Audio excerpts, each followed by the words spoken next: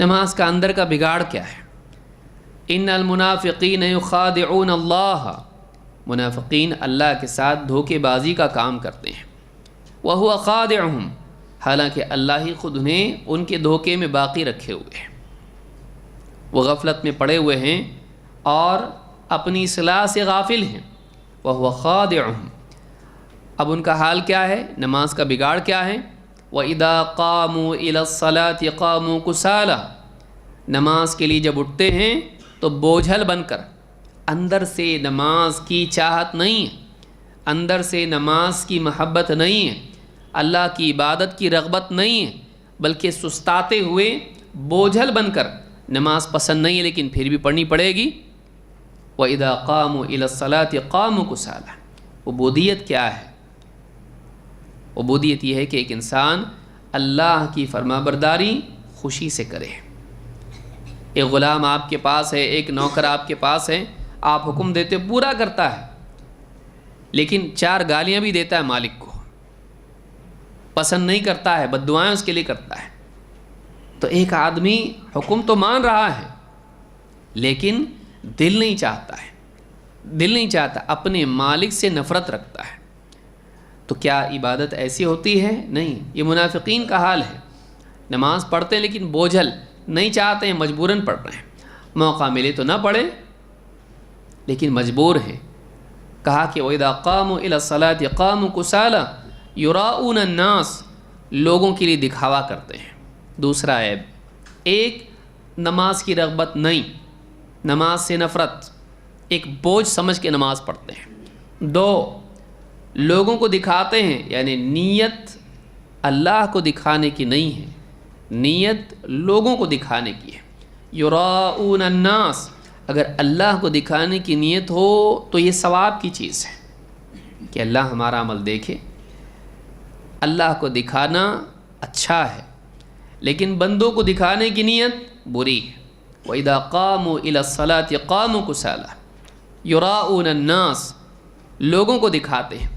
وَلَا يَذْكُرُونَ اللَّهَ إِلَّا قَلِيلًا، تیسرا عیب باطنی، وَلَا يَذْكُرُونَ اللَّهَ إِلَّا قَلِيلًا، اللہ کو نہیں کے برابر یاد کرتے ہیں، اللہ کو یاد نہیں کرتے مگر بہت تھوڑا، وہ تھوڑا اتنا کہ جو کفایت نہ کرے، تو اتنا تھوڑا کہ جو کچھ کام کا نہیں، تو اللہ کو یاد نہیں کرتے۔ تو 3 باتیں ذکر کی۔ نمبر 1، ان کی نماز بوجھ ہے، بوجھ بنا کے پڑھتے ہیں، بوجھ سمجھ کے پڑھتے ہیں لیکن بوجھ سمجھ کے۔ 2، دکھاوا کرتے ہیں، اخلاص اس میں نہیں، ریاکاری اس میں۔ 3، وَلَا يَذْكُرُونَ اللَّهَ إِلَّا قَلِيلًا، اللہ کو یاد نہیں کرتے مگر بہت تھوڑا، اس میں اللہ کا دھیان نہیں ہے، نماز کی رغبت نہیں، نماز میں اخلاص نہیں، اور نماز میں اللہ کا دھیان نہیں۔ نماز میں اللہ کا دھیان بھی ہونا چاہیے، اسی لیے موسیٰ علیہ السلام سے کیا کہا؟ وَأَقِمِ الصَّلَاةَ لِذِكْرِي، نماز قائم کر میری یاد کے لیے۔ معلوم ہے کہ اللہ کو یاد کرنے کا یہ بہترین طریقہ ہے، جس میں اللہ کی بڑائی سے نماز شروع ہوتی ہے اور سلامتی کی دعا پر نماز ختم ہوتی ہے۔ معلوم ہے کہ اللہ کی بڑائی جب زندگی میں آئے، سماج میں آئے، معاشرے میں سلامتی آتی ہے۔ نماز کی ابتدا کس سے ہے؟ اللہ کی بڑائی سے۔ اللہ اکبر۔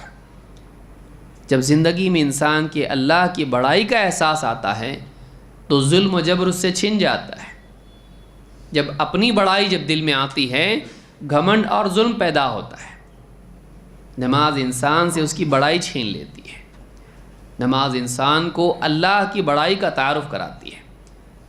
لہٰذا جب زندگی میں اللہ کی بڑائی آئے گی تو نماز کا اختتام کس چیز سے ہو رہا ہے؟ السلام علیکم ورحمۃ اللہ۔ ایک انسان اپنے ساتھ جینے والوں کے ساتھ سلامتی اور رحمت کا سلوک کرنے والا ہوتا ہے، ان کی سلامتی چاہنے والا، ان کے ساتھ رحم کا سلوک کرنے والا۔ آج دنیا میں کیوں درندگی ہے؟ اللہ کی عظمت کا احساس نہیں ہے، اللہ کے آگے جواب دہی کا احساس نہیں ہے، اللہ کی پکڑ اور عذاب کا احساس نہیں ہے۔ جو چاہے آدمی کرتا ہے، ظلم کرتا ہے، فساد برپا کرتا ہے۔ کیوں؟ اس لیے کہ کسی کا خوف نہیں ہے، قانون کا خوف نہیں. اور اگر قانون بھی ساتھ ہو جائے، اگر انسان کے ساتھ قانون بھی ہو جائے ظلم کے ساتھ میں، تو اور کس کا ڈر ہے؟ لیکن جب اللہ کا ڈر انسان کی زندگی میں ہوتا ہے، اللہ کی بڑائی کا احساس ہوتا ہے، تو قانون پکڑنے والا نہیں بھی ہے تبھی بھی آدمی غلط کام نہیں کرتا ہے. اللہ کی بڑائی کا زندگی میں آنا یہ انسان کو انصاف پسند بناتا ہے، انسان سے اس کے ظلم کی صلاحیت اور طاقت کو چھین لیتا ہے. نماز بہت بڑا عمل ہے. صحابہ کی زندگی میں جب نماز آئی، ان کی زندگیوں میں خیر آئی، گھروں میں، بازاروں میں، سماج میں، ہر جگہ خیر آئی. لہٰذا نماز کا زندگیوں میں آنا یہ اللہ کی مدد کا ذریعہ انسان کی زندگی میں آنا ہے.